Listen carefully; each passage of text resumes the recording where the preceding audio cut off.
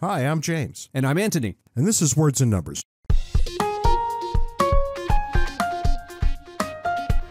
I will ask the time-honored question, what's new and exciting in your world this weekend? Janet Yellen was quoted in the news just a couple days ago. She said, I saw this. This is actually fascinating. And I quote, "I was wrong about the path inflation would take." And then she goes on to talk about we're experiencing inflation that she did not anticipate. And interestingly, she did something that I've seen so many politicians do. She went on and talked about, which is correct, supply chain issues as being contributors to inflation. The Biden administration loves alternate explanations for inflation. They love them. Now, supply chain issues, I'll agree, are a contributing factor. I don't think they're nearly the major contributing factor, but they are a contributing factor. What she did not mention, correctly so, which politicians do mention, is corporate profits. That has nothing to do with inflation. But interestingly, she did not mention the increase in the money supply. This is the elephant in the room.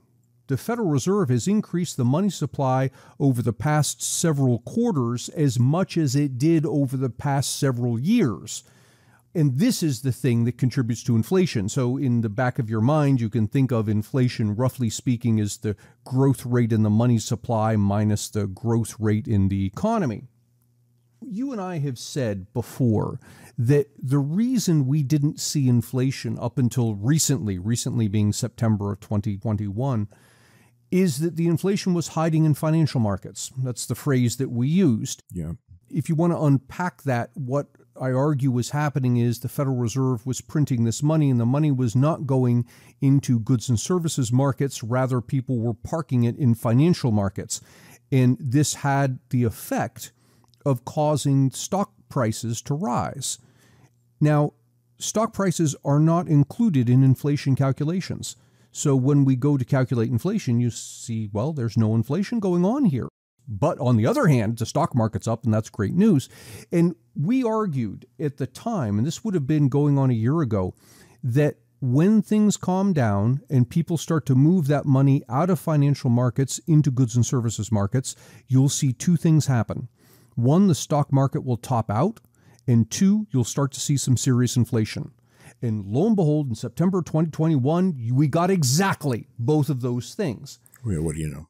Now, some of our listeners have taken issue with me on this topic, saying that, well, if you look at the data, you don't see a strong relationship between growth in the money supply and growth in inflation. I pulled a bunch of data, and I'm looking not at the relationship between money supply and inflation, but rather the relationship between money supply and inflation combined with the growth in stock prices. In other words, I'm asking the question, if we recalculated inflation to include stock prices, would we then see the proper relationship that as the money supply rises, you see this quasi-inflation metric rise as well? And lo and behold, that's exactly what you see. In fact, it's a 1-to-1 correspondence. Wow. The correlation isn't 1, but it's a 10 percentage point increase in money supply gives you a 10 percentage point increase in this quasi-inflation measure we're talking about. Yeah. I throw that out there as more evidence of what you and I have been claiming for a while now, that the inflation was indeed hiding in financial markets. And I think it's a lot simpler than that. When Yellen made her comments, my first thought was, well, if only there had been someone who could have predicted this. Right. This is what happens when politicians decide that their assumptions are all true. Mm-hmm. When they decide, well, everything I believe is definitionally true and everything everybody else believes isn't, you're going to get damaging policy coming out of that attitude every single time. You and I made this deal years ago that we go with the data. If it contradicts what we want, what we think, what we believe, that we go with the data because every position needs to be defended. And if you can't defend it, you can't keep it. Yeah. Now, I don't expect everybody to live that way. That's more or less our job. But I do expect people to at least give some look at the other side of an argument. Well, who was it? I want to say it's Thomas Sowell, although it may have been Ludwig von Mises, who said, and I paraphrase badly, that you cannot convince someone of something when their livelihood depends on them not understanding it. I think that's part of what's going on here. Janet Yellen was Federal Reserve Chair, and now she's Secretary of the Treasury. She's steeped in institutions whose existence requires that there not be a strict relationship between inflation and the money supply. I want to talk about one of the chapters in our book, Cooperation and Coercion, the gun chapter. When we wrote that chapter, I was convinced that my pro-gun in every instance attitude was exactly correct. Mm-hmm. Well, after writing that chapter, I'm not so sure it is. Now, notice what I said. I said, I'm not so sure. There are a host of other opinions that might be at least as correct as the one I had, but I have to go where the data takes me. And the data took us in that chapter nowhere. After examining the data from every possible side, you and I concluded, and I think rightly, that there's almost nothing that we can conclude from this. Right. In fact, the only thing that stood out was the relationship between gun ownership and suicides. Yeah, imagine that. But with homicides, there was no relationship there. If we're just looking at the data and you want to derive some policy out of it, I don't think you can. And I think this is where you've talked many times about intellectual humility. Humility, that's right. This is where intellectual humility becomes so important. If your goal is simply self-aggrandizement, go ahead and say what you want. But if your goal is to actually help make the world a better place or to come to know the truth better, whatever that is, you've got to be open-minded about these things. Look at the data and follow it where it goes. When you and I are in public and we're getting peppered with questions, my answer to questions, I give the best answer I can, and then you work your way down from there. And almost every time, the last thing I say is, so I really don't know. Right, yeah. I know a lot, but I don't know everything. And if you don't know everything, you might not know the one thing that you really need to know. It's funny you say that, because when I was younger and I had my sights on getting a PhD, I often thought to myself, well, I want this degree so that I know everything about something. And good luck to you. After I get it, I look back and I say, no, what the degree really did was to show me all the things I don't know. And you can shave off a little corner of the intellectual world and work for 40 years on it and arrive at no conclusion. Yeah. It's not exactly what we would think is the dream job. But we see this inflation now. People should have known that it would be coming. My knee-jerk reaction, if anyone's interested, is I think we're in for at least 5% inflation for the foreseeable future. And that is until we get to a point that politicians actually are delivering balanced budgets. That's never going to happen.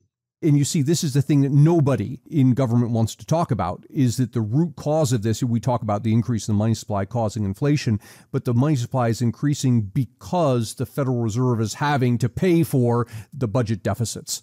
That's right. And we've got 535 members right up there in Capitol Hill, and they're out spending like a pack of drunken sailors. Yeah.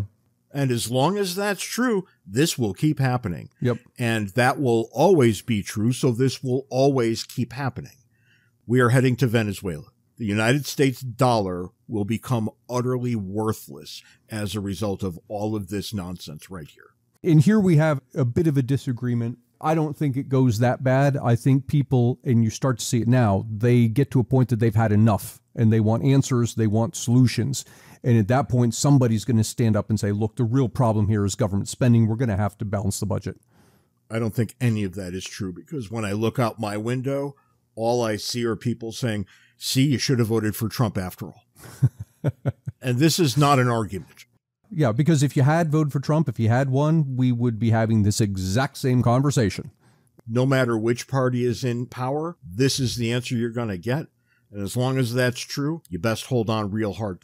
And notice something interesting. The two parties are very happy for us to do exactly what we're doing. Yeah. One group say, well, the problem is we didn't elect Trump. Had we elected Trump, things would be different. So next election, we elect Trump. And then they say, well, the problem is you didn't elect Biden. If you'd elected Biden, we wouldn't have this problem. In the next election, they elect Biden. And it goes back and forth. The politicians can use this so long as the problem persists. They can use it election cycle after election cycle. And I want to talk about our neighbors to the north. What have the Canadians done? They did a phenomenally smart thing. Canada has temporarily decriminalized some drug possession to tackle the abuse problem that they've got. Oh. And they've decided that MDMA, opiates, not going to be prosecuted anymore. What did we know from Portugal's experiment, right? Because Portugal is an absolute experiment. Right. Nobody had the first idea what was going to happen when they decriminalized all drugs in Portugal. And they decided they were going to look at that as a medical issue and not a crime issue. Right. And by almost every account, this has been an unmitigated success. And that's something. I could tell you from personal experience, I haven't done any particular studies on You this. looking for cocaine when you went to Portugal? No, but I walked 75 miles across Portugal through cities, through towns, rural areas, suburban areas, and I could tell you at no point did I see anybody who was laying on the sidewalk high on drugs or even doing drugs. Life was going on there in the exact same way that I would expect to find it going on here if I walked 75 miles across the state. Isn't that something? Yeah. And the Canadians, good on them. But they say it's temporary. Yeah, and I think that provides the politicians just enough cover. Well, it's interesting because I suggest there's an unintended consequence that's going to arise from this. And that is, by saying it's temporary, they're going to encourage a bunch of people who wouldn't have tried the drugs otherwise to run out and try them. Because, yeah, you know what? Let's do this while it's legal. Yeah, keep in mind, you can't go down to the local CVS and pick some up. It doesn't change what you have to do to get the drugs. It just changes what happens to you if you get caught with them. They have a minister of mental health and addictions. Her name is Sheila Malcolmson. She says the same thing that you would find in Portugal. Substance abuse is a public health issue, not a criminal one. Yeah. That's absolutely fantastic. If you can take the criminal element out of the drug trade, which is what happens when these things happen, then you take crime generally out of not only the drug trade, but everywhere near the drug trade. Right. So if you're living in a shitty apartment complex somewhere and everybody's selling drugs in the courtyard, well, they don't have to do that anymore. And you think we would have learned this from Prohibition. You would think. Because when alcohol was illegal, what did you have? You had the mob involved with it. You had shootings, people killed because they're trying to sell alcohol at the wrong place. Yep. Legalize it, that all goes away. Marijuana is now legal, I think, in 32 states and D.C. Yeah. And what we find everywhere we look is that life goes on. People who want marijuana, they get it at a pretty good price. Mostly speaking, California has, of course, screwed this up too. But most every place else has a burgeoning weed market, and it seems to be making everybody happy, both on the seller and the buyer side. Let's just keep right on going and figure out if there is even an outer limit here. I don't think there is. I think people are more than capable of making these sorts of decisions for themselves. There will always be anecdotes that people will point to and say, see, this is why we can't do it. Yeah, and I think that's the ultimate question. Are we adults or are we not? If we're adults, we make decisions for ourselves. And you might disagree with the decision I make, but if the decision only involves me, so what? I want to stay right up in Canada with the foolishness of the week. Justin Trudeau, see if you can find the flaw in the logic. Trudeau points to U.S. gun violence and vows to freeze handgun sales in Canada. Quote, this is about freedom, unquote. Wow. All kinds of problems here. I don't even know where to start there. We're just in the headline and we're so far past stupid, I don't know what to say about this. First, why would he have anything to say about a foreign country's policies? Doesn't matter to him. Well, more than that, why would he think that his policy is going to have any effect on gun violence in the U.S.? He thinks it's going to have some sort of impact in Canada. But Canada doesn't have a problem. Oh, come on. This is Justin Trudeau. He can always find a problem. I saw this number recently, 237 gun deaths last year in Canada. But how many of those were suicides? Yeah, that I don't know. Yeah, and I don't know how Canada counts these things either. Right. But, look, what the hell is he talking about, right?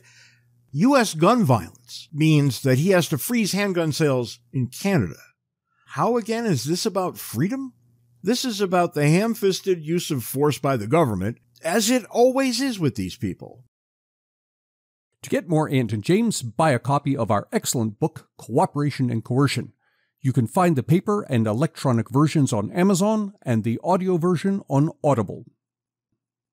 If you'd like to support Words and Numbers, make your way over to patreon.com/wordsandnumbers, where you can contribute to our podcast-making habits. If you'd like to schedule us to come speak at your event, be it corporate or educational, or have James officiate at your wedding, send us an email at wordsandnumberspodcast@gmail.com. James, you had reason recently, actually you've had reason for some time, to get hold of some serious pain medication. Yeah. You've been having problems getting hold of this, which has got me thinking about pain medication, drugs, this sort of thing. And it occurred to me that there is an unintended consequence of our drug war that completely slipped under my radar in all of my years of thinking about the drug war. Right. And that's your case. That is, when we declare war on drugs, yes, we make it harder for drug users to get hold of drugs, but we also make it harder for people who actually have legitimate need of them to get hold of them. It's really astonishing how difficult it's become. A lot of this is because the state that I live in, Arizona, had more draconian measures woven into this than did any of the other states I've ever lived in. But I've gotten a form of this answer for years. I've had what I would call debilitating pain intermittently. So it's not every minute of every day. So I've had debilitating pain for at least 35 years. Yeah. That's a long time to put up with pain. That's lower back pain. But then I get a rip-snorting case of neuropathy, which is so painful when it hits that I'm incapacitated. Can't do anything. I can attest to all of this. You and I have been working together for over 10 years now, and I've seen you go through these bouts where one day you're perfectly fine, the next day you can't get out of the chair. Yeah, and you've seen the way my body twists over to my left side, right? Yeah. There's nothing I can do about this. One of my legs is quite a lot longer than the other. It causes all kinds of problems. I mean, that's the thumbnail version of it. The long and the short of it is I can't get what I need because doctors tell me two different things. First, they say, I think you're drug seeking, to which I answer, of course I'm drug seeking. That's exactly what I'm doing here. I'm telling you that I have this tremendous pain, which I need you to prescribe something for me that it might be alleviated. And they don't know what to make of that, that somebody would be so completely honest about drug seeking. What the hell else would I be doing here? There's that, but then there's this other response that I get. I looked at a doctor and I said, look, I'm in such pain that suicide is starting to look like a reasonable answer to this problem. Now, you would think that that would be enough to move heaven and earth quickly. Right. That's a signal to explain to people how bad it really is. And he looked at me and he said, I'll never give you pain meds. They're a pain in my ass. Whoa. And I said, excuse me, friend? They're a pain in my ass. And he just shook his head. He said, no. The blanket answer, no matter what, never going to give them to me. Just no. Is that because he just doesn't like giving them out, or your particular case? As he explained it, it was because the state of Arizona and his insurance make it so difficult for him to even think about prescribing these things that he has to throw his hands up in the air and say, no, I won't do it. That's astounding. Believe me, I've become quite conversant in Arizona prescription law, which seems like it shouldn't be a thing, but very clearly is. Here, for whatever the reason, I don't know which genius got it in his head to make this the case, you can, in fact, get pain meds from a GP.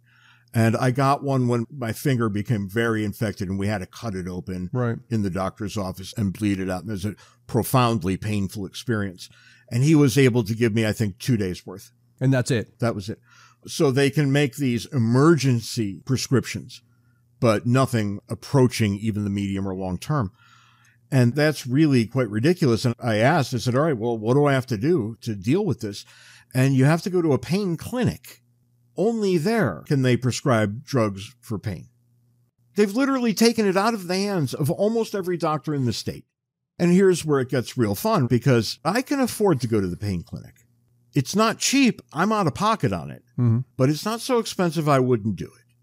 Now, there are a lot of people who have exactly the same amount of pain I do who can't say what I just said. So are you telling me insurance does not cover the pain clinic? insurance makes it very difficult for other doctors to prescribe. It becomes a malpractice issue. Right. Because what if somebody gets addicted to what you're giving them? My answer to that question was, I don't care if I'm addicted as long as I don't feel any pain. Right. Being addicted is actually the lesser evil. Yeah. These are pills. You put them in your mouth, you swallow them, and you feel better. If there's an addiction problem, I don't give a rat's ass. Mm-hmm. Now, put it in perspective. When every doctor told me no, I thought, well, I've got a few choices here. They're all bad, but what are my options? And as an economist, you'll understand this. One door closes, you have to look at all the other doors. And I thought, well, I could start drinking.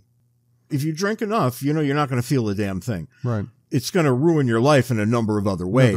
Right. But what's the trade-off? Are you willing to make the trade? And the pain was so bad that I would say, yeah, I'd make that trade. Mm-hmm. I haven't had a drink in, 15, 20 years? Yeah. Something like that. I don't think you've ever seen me with a drink in my hand. Well, for all the time we have spent together, once, and I think it was 8 years ago, you had one beer with me. And that's it. That sounds right. And I didn't quit for any exalted reason. I was diagnosed with type 2 diabetes, and it was easy to just take alcohol off my plate. Mm-hmm. The second option, which I think is not nearly as good as the first, was to go out on the road here and get heroin. Now, heroin is completely addictive. It'll ruin your life. But if you're in enough pain, your life's already ruined. Already, yeah. Right? So it's an opioid. It's the thing that they tell me I can't have here. Probably it would have a very, very big effect on pain. But look at all the other things that come with it, and it's pretty grim. Apart from that, I think we're back to suicide again. But these are the three options if you can't get the pain meds. And the pain meds are so easy to get almost everywhere else that I don't really understand what the problem is. This is something that's unique to Arizona. Well, it's not exactly unique to Arizona. Other states are pulling this too. But when I lived in Pennsylvania, not more than 5 miles from where you live, my doctor prescribed Percocets to me 100 at a time. And he said, call back when you need more. Mm-hmm. And when my back would flip and I would be immobile, I would take a bunch. When I healed, I would stop, right? This is what reasonable people do. I've just described what everybody does with aspirin. Right. You don't take more and more aspirin every day. You take it for what you need it for. And is there some possibility that people will abuse these things? Yeah, of course there is. Their abuse of painkillers is not my problem. My problem is pain. And when we pass laws to prevent them from getting hold of the drugs that will cause them to become addicted, we also make it harder for you. Yeah, almost impossible, actually. Yeah. When I finally finished up at the pain clinic and the guy told me, yep, you're a classic case of what we do, I didn't know what to do next. I thought, am I supposed to hug him now? That's a frightening thought. I've been trying to get somebody to listen to me for 7 years because they don't take a very big view of this in Utah, where I lived prior to Arizona either. In order to keep painkillers from the hands of people who would abuse it, you take them out of everybody's hands. That point of contact with your GP, that's where the most information is shared. That's where people know what's best for you because you're there and your doctor is there. And the two of you are supposed to be able to converse about what your needs are. And the legislature said, nope, that's not for you. And that was the end of the story. I don't understand how people can live with themselves if that's their goal.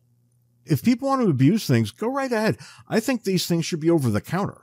I mean, everybody's smart enough to figure out what they need. And if you abuse it, fine, abuse it. It's not to us to determine how everybody should live at every moment of every day. I don't know where I would go to find data on this, but I would imagine that a majority of people who are addictive like that can get hold of it anyway. And so all the law actually ends up doing is keeping them away from you.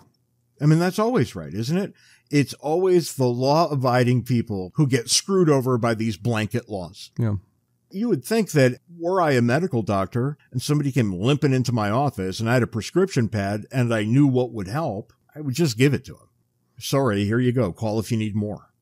And there's really none of that where we are now. Our governor, Doug Ducey, did sign a bill about 2 weeks ago. He signed it like 3 days before I went to the pain clinic, which might have had a bearing on what happened to me there.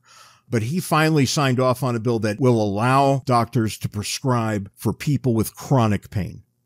So if you're in a busload of pain and you're going to be for the rest of your days, different rules apply to you, which I think is very, very reasonable. Sure. Now, he had signed that before I went to my GP, who told me it was too big a pain in his ass. That's an emphatic answer that I don't like, but I could always go find a new doctor, I guess. So where do we go from here is the interesting question. I think it's probably time to start asking serious questions about what the federal government is doing with drugs at all. We should look at what the states are doing, because I think almost all of these things are not under the purview of government, rightly speaking. Government frequently takes things under its control. That doesn't mean it should be there. And I can't make a single positive case for why drugs of any kind are a federal issue.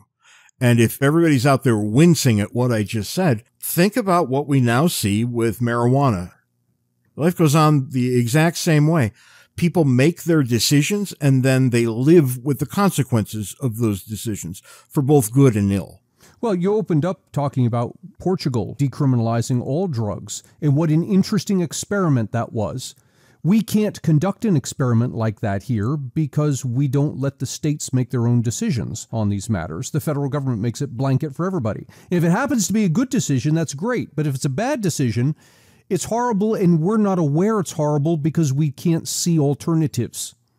I think that's right. And the very, very interesting thing here is to actually think about marijuana, because now we do have experiments. We have them only because the states said, forget it, federal government, we're going to do what we want. That's exactly right, because come to find out, this is a lucrative market and you tax the hell out of it. But that's for another day. You've got a number of states with different answers. Some have no marijuana legalization whatsoever. Some have only medical, no recreational. Some have medical and recreational. When you start comparing cases, you don't see anything terrible popping off the page. Right. Now, there may be something deep in the data that we'll find and deal with later, but there's nothing on the surface of things that leads anybody to believe this is a real problem. Yet, for decades, the federal government has said that it's more dangerous than heroin. Look at how things sit on the federal schedules of drugs. There is no way to say what I just said with a straight face. And it turns out that the greatest danger was the federal government itself, because the worst thing that happens to you is not the marijuana. It's getting caught with it and being thrown in jail. I remember the day, and this, I think, will explain a lot about my attitudes on these things. We were having dinner, and my oldest daughter said, "What would you do if you found marijuana in my room?" And I said, "When's the last time I've been in your room? I never go there. That's your space." And she said, "Yeah, I guess that's right. But what would you do if you found it?" And I said, "I would smoke it all." And she thought that was kind of funny. And I said, "You know, if you're really interested, there's some right over there." And I pointed right at my humidor where I kept a small bottle of weed. All of the children looked at it, and nobody ever asked about it again. They never touched it. They never wanted it. Right.